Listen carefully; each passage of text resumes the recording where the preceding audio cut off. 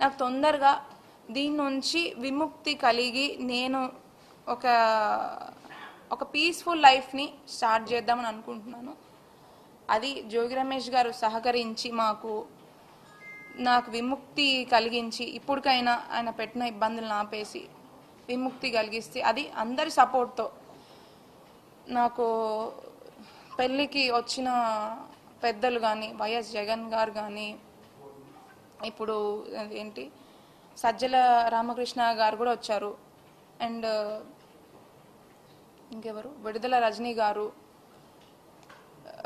పెళ్ళికి వచ్చిన పెద్దలందరూ ఇట్లా అందరూ పెద్దల సపోర్ట్ కూడా ఖచ్చితంగా ఒక ఆడపిల్లకి అన్యాయం జరుగుతుంది కాబట్టి వాళ్ళందరి సపోర్ట్తో నాకు వీళ్ళని తొందరలో నాకు న్యాయం జరిగి దీంట్లో నుంచి విముక్తి మీ హెల్ప్తో కలిగించాలని చెప్పి మేమందరినీ కోరుకుంటున్నాము.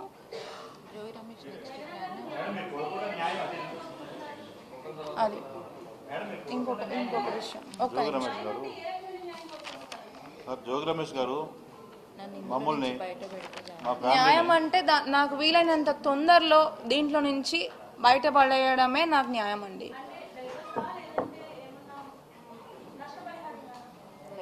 ఫస్ట్ దీంట్లో నుంచి జోగి రమేష్ గారు డైవర్స్ ఇచ్చి నాకు ఏ రకంగా విముక్తి, ఒక ఆడపిల్లగా నేను అన్యాయం చేశాను అని ఆయనకి ఏ రకంగా నాకు న్యాయం అనిపిస్తుందో ఆ రకమైన న్యాయమే నేను చేయాలని కోరుకుంటున్నాను.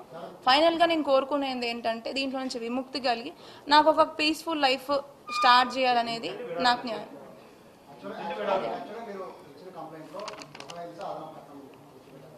ఒక్క నిమిషం అండి నేను చెప్తాను.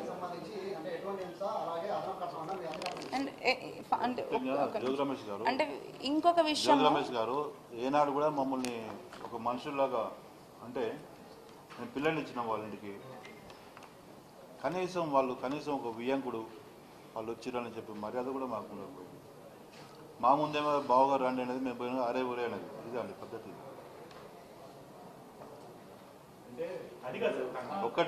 ఒక్కటండి, ఏనాడు కూడా మాకు జరిగిన అన్యాయం ప్రతి ఒక ఆడపిల్ల తండ్రిగా నేను కోరుకునేది, ఇంత అన్యాయం ఏ ఆడపిల్లకు జరగకూడదు సార్. ఏ ఆడపిల్ల తండ్రి కూడా, ఎందుకంటే ప్రతి ఆడపిల్లని ప్రతి తల్లిదండ్రులు ఎంతో గార్భంగా పెంచి పెద్ద చేస్తారు. ఆమె జీవితం మంచిగా చూస్తారు. నేను ఎంతో నమ్మకంగా జోగి రమేష్ ఫ్యామిలీకి నేను నా బిడ్డని, నాకు అందరూ ఆడపిల్లలండి, నాకు మగపిల్లలు లేరు. నేను సంపాదించిన యావదాస్తి నేను నా బిడ్డకే నేను ఇస్తానని చెప్పి, నా చిన్న బిడ్డకి నాకంటే ప్రేమ అతనికి ఎక్కువ ఇస్తానని చెప్పేసి ఆ రోజు కూడా చెప్పిన అతనికి. కానీ పెళ్ళైన కొద్ది రోజులకే ఇంకా తండి మొత్తం మొత్తం అమ్ముకొని రండి, కారు పెట్టండి, బంగారం పెట్టండి, ఇంకా పెట్టండి, కేజీల బంగారం పెట్టేవండి. ఎవరండి మా గౌడ్ కులంలో పెట్టేది?